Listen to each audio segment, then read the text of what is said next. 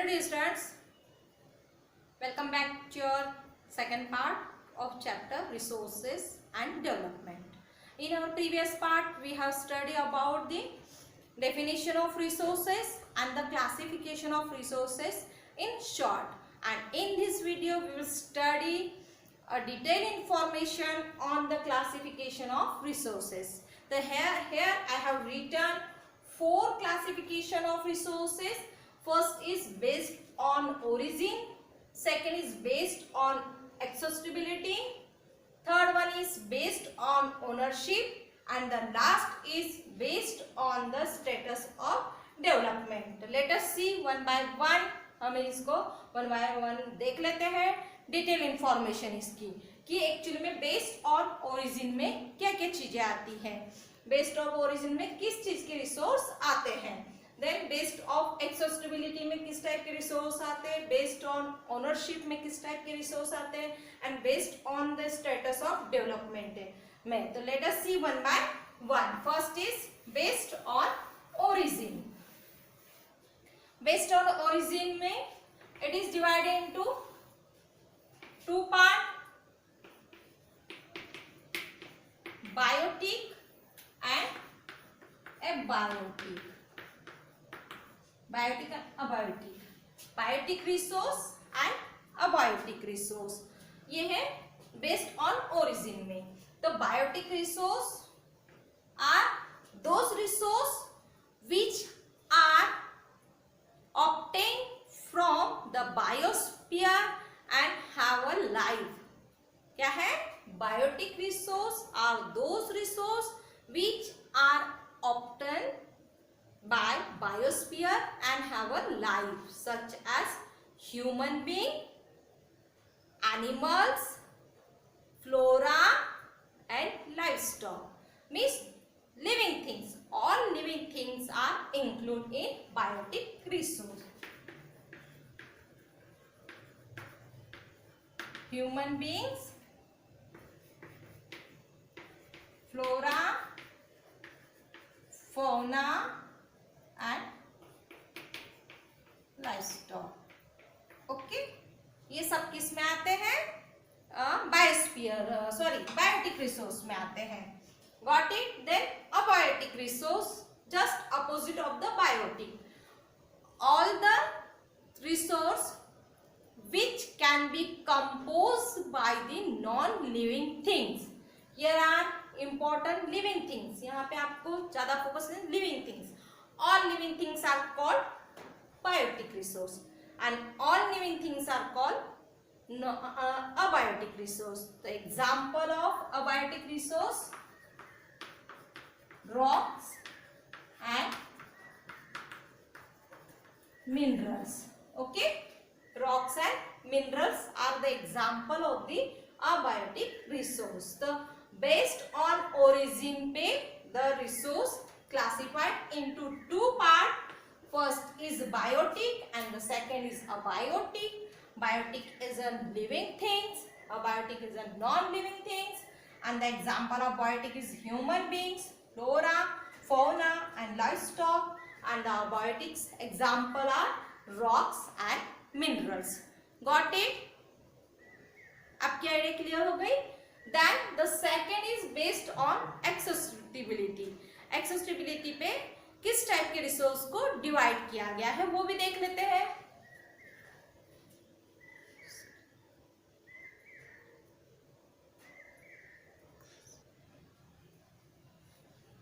Second is based on exhaustibility. Exhaustibility means यानी किस तरीके से खत्म होने पर आते हैं रिसोर्स. तो बेस्ड ऑन एक्सेसिबिलिटी पे first is renewable resource and second is non renewable resource. तो नाम से ही आपको पता चल सकता है कि renewable means the resource which can be renewed or reproduce.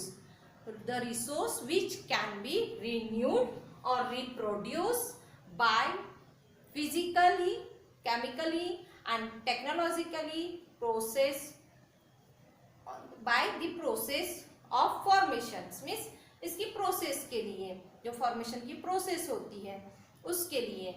तो इसमें हमने देखा है कि renewable, renew those resource which can B renewed or reproduced by the process of physical, chemical and technologically। उसमें प्रोसेस की जाती है, फिर उसे क्या किया जाता है, रिन्यू किया जाता है, रिप्रोड्यूस किया जाता है, that is called the renewable resource। The example of the renewable resource are water, we can renew or reproduce, forest and wildlife, it is the example of the renewable resource। Then renewable resource also divided into two parts, continuous or flow resource, and another is biological resource।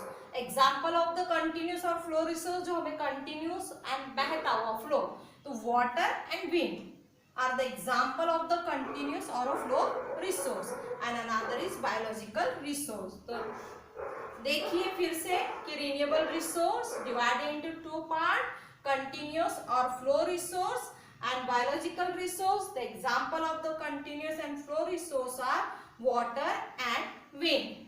then come to the non renewable resource। this resource takes a millions of years to formations, means इसको form करने के लिए क्या लग जाते हैं, millions of the years लग जाते हैं।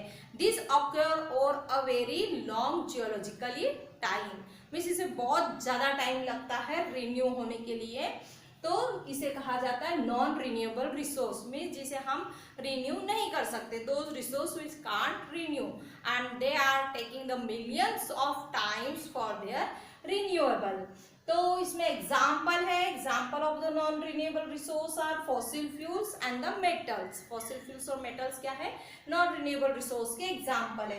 Then again non renewable resource are divided into two category, two part, recycle and non recyclable. Recycle एक जिसे हम रिसाइकल कर सकते हैं, and second is non recycle. Recycle means those resource which we can use again and again, हम उसको बार बार recycle करके उसका यूज कर सकते हैं, that is called recycle. And among them the example of the recycle resource is are metals.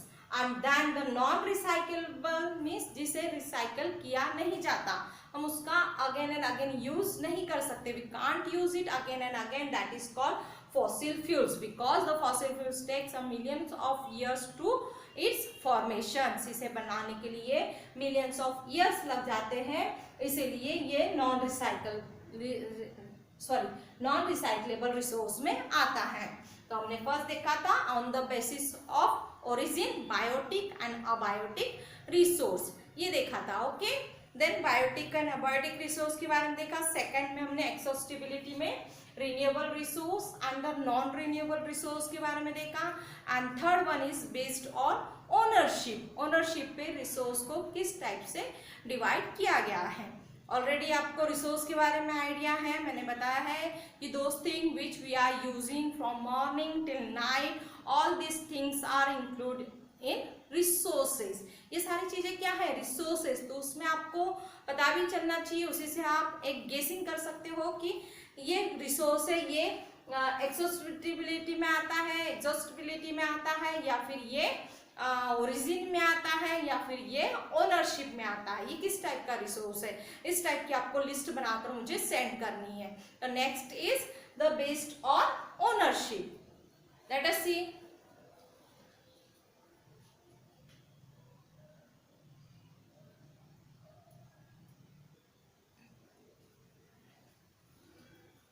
Based on ownership,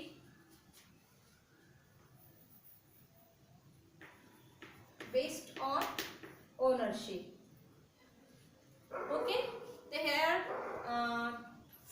it is divided into four parts: individual ownership, community ownership, national ownership and international ownership।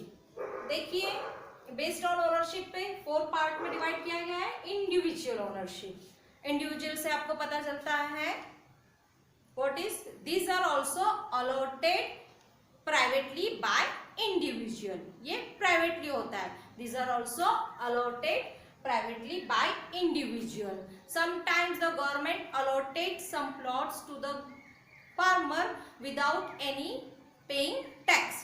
कुछ समय government क्या करती है, किसी farmer को plot allot करती है, उसका कोई टैक्स नहीं लेती है। तो वो क्या हो गया, उसका इंडिविजुअल प्लॉट्स हो गया। तो इंडिविजुअल मीन्स खुद का, individual means these are also allotted privately by individuals, that is called individual resource. Individual resource, there are so many types of individual resource. This is school are also this school is also individual resource. Yes, if you are if you have any industry, that is your individual resource.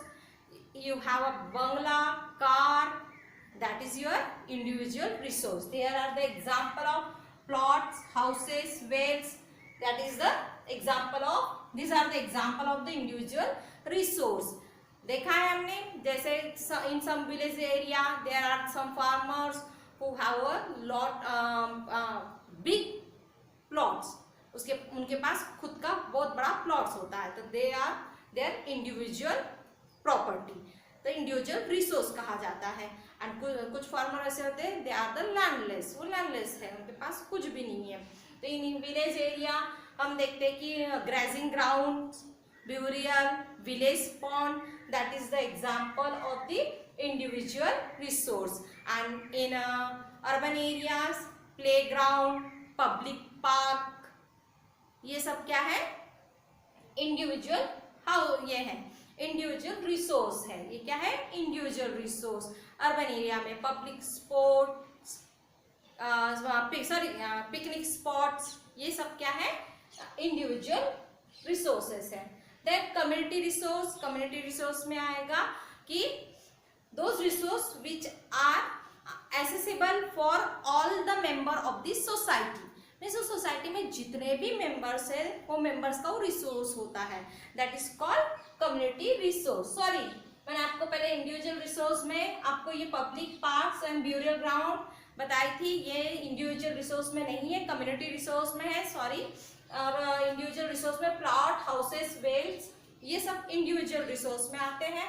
And community resource में public parks, burial grounds, grazing ground in village area and picnic spot जो है वो urban areas में, and then public parks, play grounds, ये सब किस में आते हैं, कम्युनिटी रिसोर्स में आते हैं। ओके, तो कंफ्यूज नहीं होना, मैंने थोड़ा आपको उसमें ये हो गया है, मिक्स हो गया है कि इंडिविजुअल एंड कम्युनिटी में, कि इंडिविजुअल मीन्स खुद का, जो खुद का होता है, मीन्स हाउस खुद का, प्लॉट खुद का, वेल्स खुद का, कुआं खुद का होता है। पब्लिक पार्क खुद का नहीं होता है, पब्लिक पार्क जो सारे पब्लिक के लिए होता है। The member of the society are involve in community resource, कि जो भी होता है उनमें ये सारे मेंबर्स इन्वॉल्व होते हैं, तो वो है public parks, burial grounds, and then the other is sorry picnic spot, play grounds, ये सारे एग्जाम्पल है कम्युनिटी रिसोर्स के।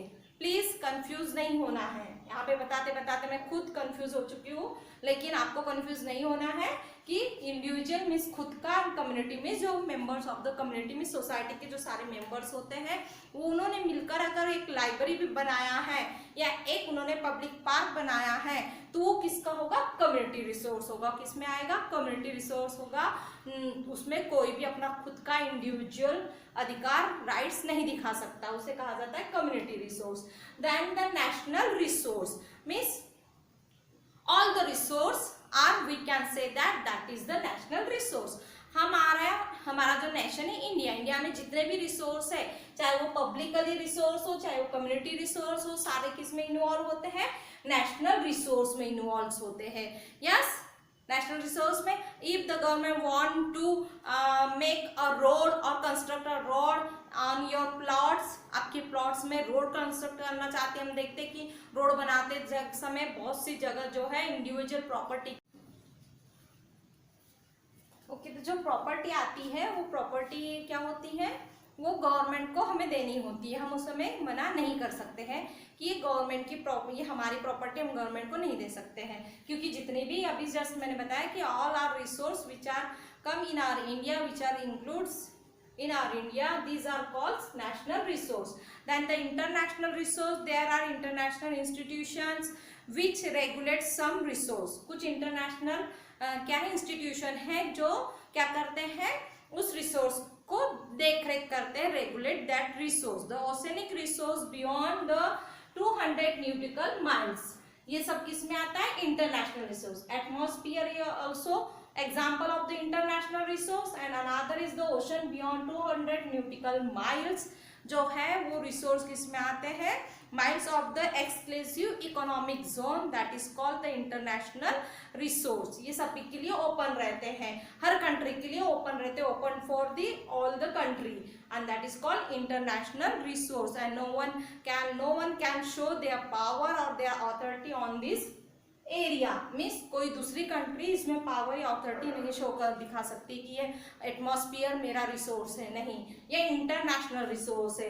Then ocean beyond 200 nautical miles के जो एरियाज है वो भी सब इंटरनेशनल रिसोर्स में आते हैं. कोई एक कंट्री उसमें अपनी अथॉरिटी नहीं दिखा सकती. तो इस तरीके से हमने देखा है कि based on the ownership. Then in our next video will see the based on the status of development, means उसमें किस टाइप से रिसोर्स को डिवाइड किया गया है. Development, based on the status of the development में आप देखोगे पोटेंशियल रिसोर्स, डेवलप में दो टाइप के होंगे, स्टॉक एंड रिजर्व रिसोर्स. तो ये हमारे नेक्स्ट वीडियो में देखेंगे हम. Thank you very much.